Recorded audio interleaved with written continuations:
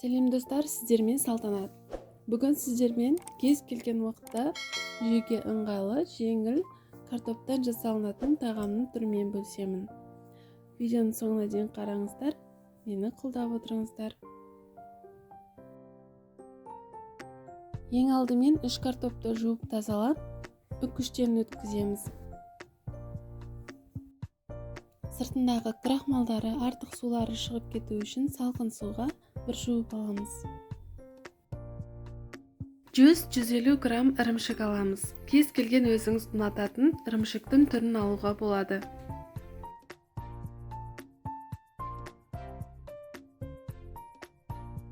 Картоптың бүкіл қажетсіз суларын осылай сығып алып тастаймыз. Келесі картопымызға 3 дана жұмыртқа саламыз.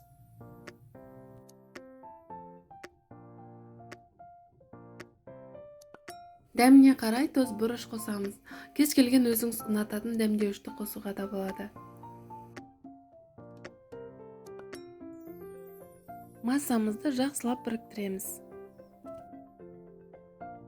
Қызып тұрған табамызға аздап май құямыз.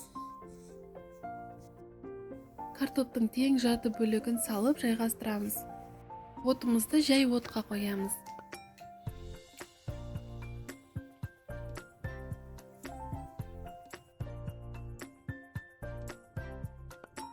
Келесі ірімшігімізді саламыз. Ірімшікті қалауынша көп немесе азырақ салуға болады. Тіпті ұнатпайтын болсаңыздар, кез келген көкөніспен алмастыруға болады. Ірімшікті толық салып болған соң, қалған картоптың жарты бөлігін ірімшікті толық жауатындай етіп жайғастырамыз. Енді жай отта бетін жауып 3-4 минут пісіреміз. 3-4 минуттан соң дәл солай екінші бетінде май жағып 3-4 минутта пісіріп аламыз. Өте тез дайын болады. Сондықтан табада қалдырып кетпеңіздер.